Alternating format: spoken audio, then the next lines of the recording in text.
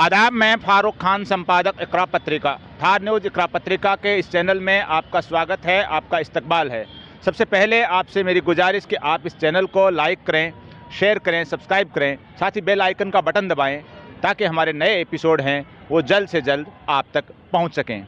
आज हम राजधानी जयपुर में जो शहीद स्मारक है वहां खड़े हैं। इस शहीद स्मारक पे एक धरना प्रदर्शन, विरोध प्रदर्शन हो रहा है। राजस्थान में विभिन्न अत्याचारों को लेकर के, खासकर दलित अत्याचारों को लेकर के, और उसमें भी खासकर जालोर में चंद दिनों पहले एक छात्र की जो पिटाई से जो टीचर ने उसको एक तरह का मर्डर कर दिया, उस मामले को लेकर के, और डॉक्टर भीमराव अंबेडकर जो संविधान निर्माता हैं, उनके पोते प्रकाश अंबेडकर भी यहाँ आए हुए हैं। काफ़ी संख्या में राजस्थान के दूर दराज क्षेत्र से लोग यहाँ आए हुए हैं।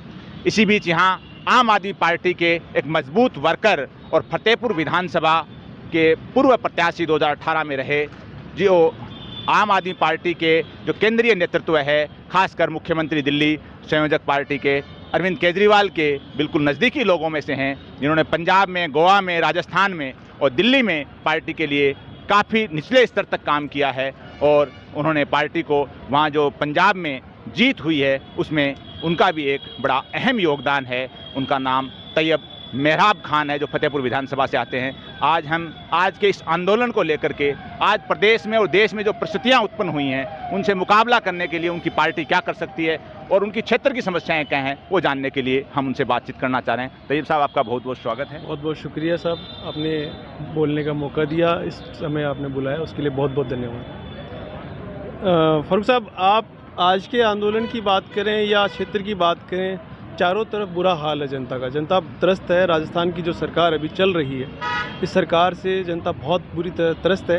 अभी पिछले दिनों आपने देखा होगा, जालोर के अंदर इंद्र कुमार नाम के एक बच्चे को, छोटे से बालक को, सिर्फ जातीय जो उसकी जात दलित होने की वजह से उसने घड़े के टच कर लिया, हाथ टच कर लिया, उसी वजह से उस आदमी बच्चे को पीट करके बेरहमी से मार दिया गया। ये कितनी शर्म की बात है पूरे समाज के लिए, मानवीयता के लिए और इस सरकार के लिए। सरकारों ने काम नहीं किया इन चीज़ों के ऊपर। लोग कह रहे कि इसके अंदर सरकार क्या कर सकती है। सरकारों ने इनके ऊपर काम नहीं किया, इस वजह से ये समस्याएं हैं। अगर सरकारों ने प्रॉपर ढंग से काम किया होता तो आज ये समस्याएं नहीं आ रही होती। संविधान हमारा सबको एक बताता है, संविधान हमारा सबको एक अधिकार देता है, सबको बराबरी का हक देता है। लेकिन आज आप देखिए, कहने को किताबों के अंदर ये कह सकते हैं कि सबको बराबर लेके चल रहे हैं, हम सब एक हैं, हम सब बराबर हैं, लेकिन आज राजस्थान के जो पश्चिमी जो राजस्थान का जो छोर है, उस एरिया के अंदर आप जाकर के देखिए, दलितों के ऊपर अत्याचार एक दिन की बात नहीं है, रोज़ की बात है। रोज़ ऐसी घटनाएं होती रहती हैं। वो घटना है वो हमें दिखाई दे गई है, क्योंकि आज सोशल मीडिया का ज़माना है, तो वो चीज़ सामने आ गई है। अदरवाइज़ कुछ चीज़ें ऐसी हैं जो दबकर भी रह जाती हैं। तो जो गाँव के अंदर दूर छोड़ के जो गाँव हैं, गाँव की जो न्यूज़ है वो हम तक पहुँच नहीं पाती है। ऐसी घटनाएँ रोज़ होती हैं वहाँ पर। आपके हिसाब से जो दलित अत्याचार बढ़ रहे हैं राजस्थान में, और अल्पसंख्यकों के ऊपर भी अत्याचार हो रहे हैं देश के अंदर, यानी सांप्रदायिक जो माहौल भी और एक नफरत का, छुआछूत का जो माहौल बढ़ता जा रहा है एक तरह का, इस माहौल को क्रैश करने का, इसको रोकने का आपके हिसाब से क्या करना चाहिए सरकारों को, और खासकर आपकी पार्टी है उसके लिए क्या करना चाहिए? देखिए, सबसे मोटा काम है सारी चीज़ों का एक तोड़ अगर माने, सब चीज़ों का एक तोड़ है। बाबा साहब भीमराव अंबेडकर साहब ने कहा था, शिक्षा शेरनी का वो दूध है जो पिएगा इसका सबका इलाज हो जाएगा। शिक्षा के ऊपर हमारी पार्टी पूरी तरह काम कर रही है। दिल्ली का शिक्षा का जो मॉडल है, आज भारत में नहीं पूरे विश्व के अंदर उसका चर्चा है। आपने 6 दिन पहले न्यूयॉर्क टाइम्स पढ़ा होगा, देखा होगा आपने कि अमेरिका के अंदर भी मनीष सिसोदिया जी का जो काम किया हुआ है, दिल्ली की सरकार में जो शिक्षा के क्षेत्र में जो काम किया है मनीष सिसोदिया जी ने, उस काम की सराहना न्यूयॉर्क में भी हो रही है, अमेरिका में भी हो रही है, पूरी दुनिया कर रही है। खलीज टाइम्स उनके लिए छाप रहा है। तो पूरी दुनिया के अंदर शिक्षा के लिए अगर कोई किसी सरकार के लिए कोई लिख रहा है तो उसके पीछे कुछ ना कुछ काम तो किया ही होगा, जाहिर सी बात है। तो मैं कहता हूँ कि शिक्षा सबसे बेहतरीन एक हथियार है जो हर एक को लेना चाहिए, सबको शिक्षित होना चाहिए। मैं कहता हूँ कि आप आधी रोटी कम खाओ, लेकिन बच्चों को ज़रूर पढ़ाओ। पढ़ाई से बढ़कर के कोई चीज़ नहीं है। जब आप पढ़ लिख जाएंगे, शिक्षित हो जाएंगे, तो आपको आपके हक और अधिकार लेने से कोई ताकत नहीं रोक पाएगी। शिक्षा सबसे बड़ा हथियार है साहब। आपके जो डिप्टी सीएम हैं दिल्ली में, मनीष सिसोदिया, उनके ऊपर अभी छापेमारी हुई है शराब पॉलिसी को लेके, जो भी है उसके बारे में आपका क्या कहना है? देखिए, मैं एक बात बताता हूँ आपको। पिछले दिनों गुजरात के अंदर, आपको शायद पता होगा, गुजरात के अंदर शराबबंदी है, और गुजरात के अंदर अभी पिछले दिनों, हफ्ते भर पहले 60-70 लोग जहरीली शराब पीने से मर गए। ईडी के छापे पड़ने थे, कोई कार्रवाई होनी चाहिए थी तो गुजरात में होनी चाहिए थी, वहाँ लोग मरे हैं, वहाँ होनी चाहिए थी कार्रवाई। जबकि कार्रवाई हो रही है मनीष सिसोदिया के ऊपर दिल्ली के अंदर। वो बेवजह की बेबुनियादी चीज़ है। उन लोगों ने ईडी के छापे मारे, सीबीआई के छापे मारे, सारी तरह की कोशिशें उन लोगों ने कर ली। मनीष सिसोदिया के पास में कुछ भी नहीं मिला। इतने दिन से वो लोग ईडी के, सीबीआई के छापे मारने के बाद एक सिंगल चीज़ आज तक सीबीआई ने, ईडी ने प्रेस कॉन्फ्रेंस करके ये नहीं कहा कि हमने मनीष सिसोदिया के पास से ये चीज़ें बरामद की हैं, यह गलत चीज़ें, यहाँ करप्शन हुआ है, यहाँ करप्शन नहीं हुआ है। वो कम से कम ईडी, सीबीआई आकर के प्रेस कॉन्फ्रेंस करके बताए तो सही कि भाई हमने ये चीज़ें यहाँ से गलत चीज़ें बरामद की है। कुछ भी नहीं मिला। सिर्फ और सिर्फ ये राजनीति है। ये राजनीति इसलिए हो रही है कि गुजरात के अंदर भाजपा को आम आदमी पार्टी बहुत ज़बरदस्त टक्कर देने वाली है। उस डर से बौखलाई हुई भाजपा आज ईडी को, सीबीआई को, विपक्ष को तोड़ने के लिए काम में ले रही है। बाकी कुछ नहीं है, ये सिर्फ राजनीतिक हथियार की तो आपके हिसाब से मनीष सिसोदिया हैं, उनको फंसाने का और आपकी पार्टी की पॉलिसी को, उसके मूवमेंट को बदनाम करने का षड्यंत्र है? बिल्कुल, ये षड्यंत्र है जो एजेंसियों के जरिए केंद्र सरकार करवा रही है। बिल्कुल, केंद्र सरकार, आप पिछले कई दिनों से देख लीजिए, जब से ये सरकार बनी है तब से ईडी को, सीबीआई को, इनको एक तोते की तरह काम में लेते हैं ये लोग। और विपक्षी जितनी भी पार्टियां हैं, विपक्ष के जितने मजबूत नेता हैं, उनको ख़त्म करने के लिए ये इनको इस्तेमाल करते हैं। मोदी जी पिछले जब वो मुख्यमंत्री थे, वो खुद कहते थे कि कांग्रेस की सरकार जो, वो सीबीआई को जो एक हथियार के रूप में काम में लेती है, विपक्षी पार्टी के लोगों के ऊपर छापे डालने के लिए काम में लेती है। आज वो उसको काम में ले रहे हैं। दोनों में, इनमें कोई फ़र्क नहीं है। कांग्रेस पहले अपने जब सरकार थी तो अपने हथियार के रूप में उसको काम में ले रही थी सीबीआई को। अब बीजेपी की सरकार, तो बीजेपी उनको। जिस जालौर में जिस बच्चे का, इंद्र कुमार मेघवाल का मर्डर हुआ, ये छात्र का, उसके घर पे अभी राजस्थान के मुख्यमंत्री अशोक गहलोत हैं, उसके घर पे बैठने के लिए नहीं गए हैं। क्या राजस्थान सरकार की जो आर्थिक मदद जो करी है और जो लोकल पुलिस ने जो कार्रवाई की है, क्या आप उससे कहीं तक संतुष्ट हैं, या आपकी पुलिस से, उस सरकार से, गहलोत सरकार से कोई नाराज़गी इस मामले को लेकर के? सर देखिए, हमारे सीएम साहब की ये संवेदनहीनता कहूँगा मैं।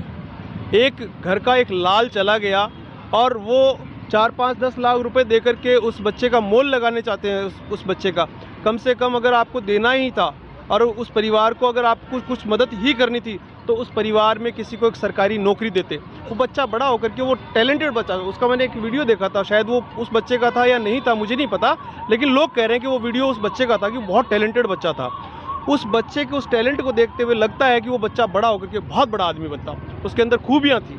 वो बच्चा इतना बड़ा आदमी बनता, उन माँ बाप का कितना भला होता, अपने माँ बाप की सेवा करता। आज वो बच्चा चला गया इस दुनिया से, तो उस माँ बाप का वो सहारा चला गया।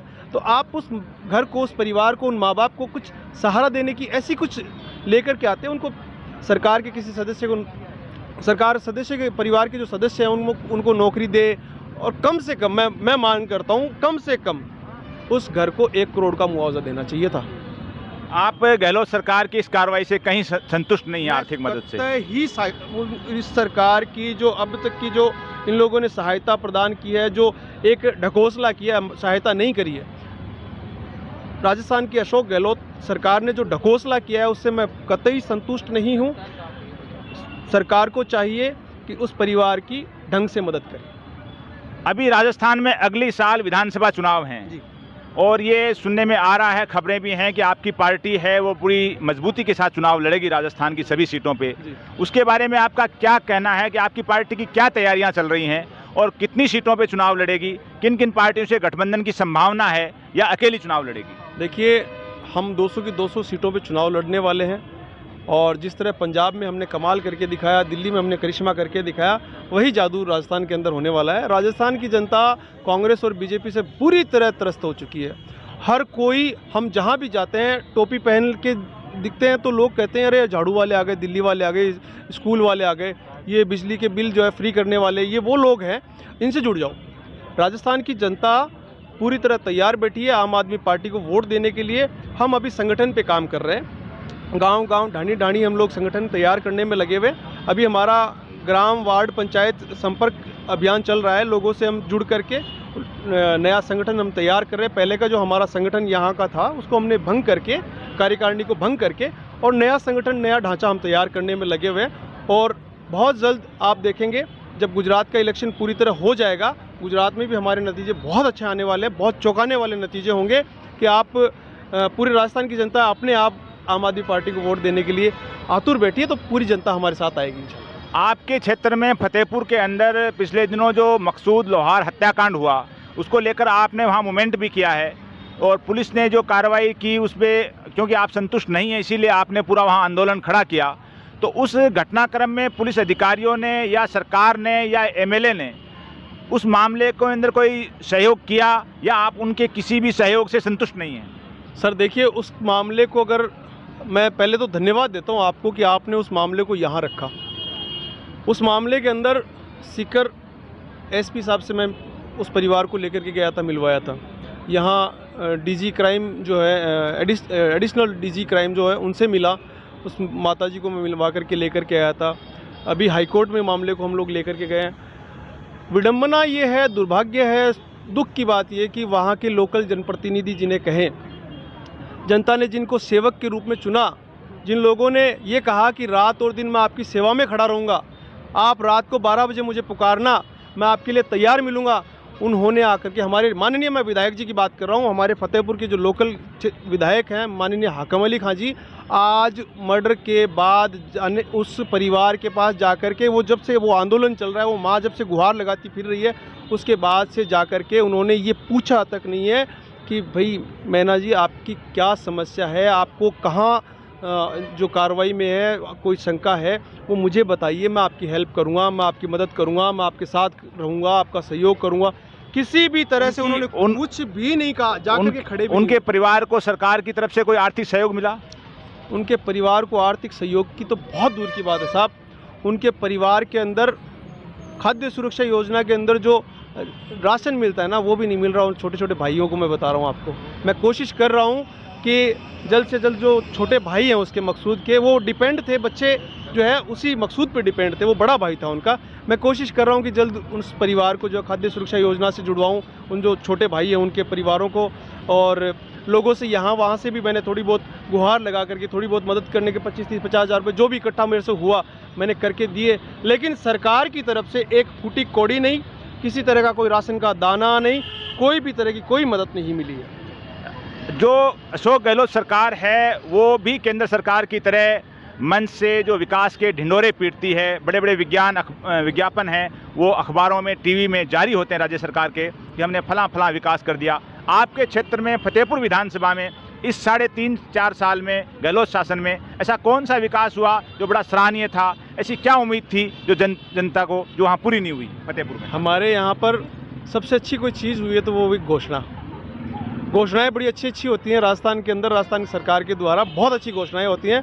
मैं तो अशोक गहलोत साहब को आपके माध्यम से एक सलाह देना चाहूँगा कि आप घोषणा मंत्रालय रख लीजिए, एक घोषणा मंत्रालय भी बनाइए जिसके अंदर आप घोषणा करते रहिए, लोगों को खुश करते रहिए। ज़मीन के ऊपर कुछ नहीं होता, सिर्फ घोषणाएँ होती हैं।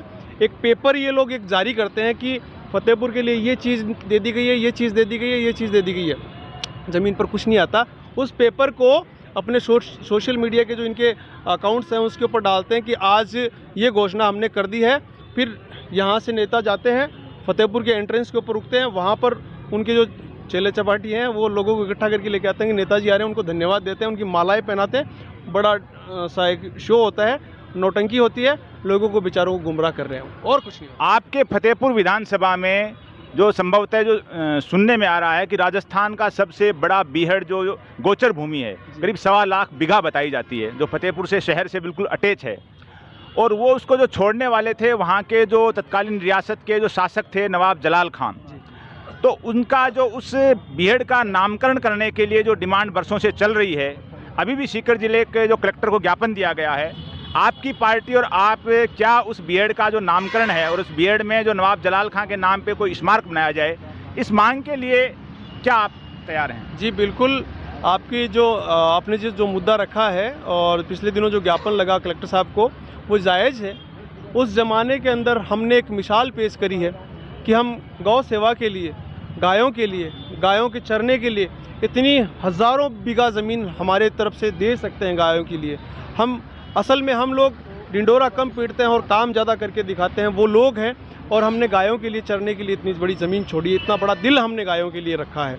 तो हम असली जो आज के ज़माने के जो नकली गौ सेवक है, ढोंगी गौ सेवक है, उनको एक मैसेज जाए कि गौ सेवा ऐसे होती है, ज़मीनी स्तर के ऊपर ऐसे गौ सेवा होती है। तो मैं आपकी इस चीज़ से मैं आपके पक्ष में हूँ और वो नाम जो आप कह रहे हैं वो एक मिसाल पेश होगा।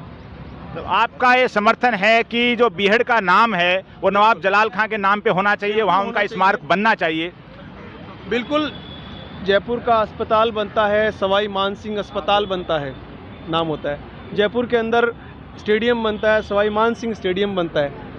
तो फतेहपुर का बीहड़ जब नवाब जलाल खां छोड़ते हैं तो उस बीहड़ का नाम अगर नवाब जलाल खां के नाम से होता है तो किसको आपत्ति है, क्यों है? ये थे तैयब मेहराब साहब, जिन्होंने हर सवाल का बड़ी बेबाकी से जवाब दिया और पूरी तरह दावा किया कि राजस्थान के अंदर सभी 200 सीटों पे आम आदमी पार्टी चुनाव लड़ेगी और आम आदमी पार्टी की सरकार है वो राजस्थान में बनेगी। गुजरात चुनाव के बाद आम आदमी पार्टी की राजस्थान में एक तरह की लहर आएगी। आज के इस एपिसोड में बस इतना ही। जय हिंद, जय भारत।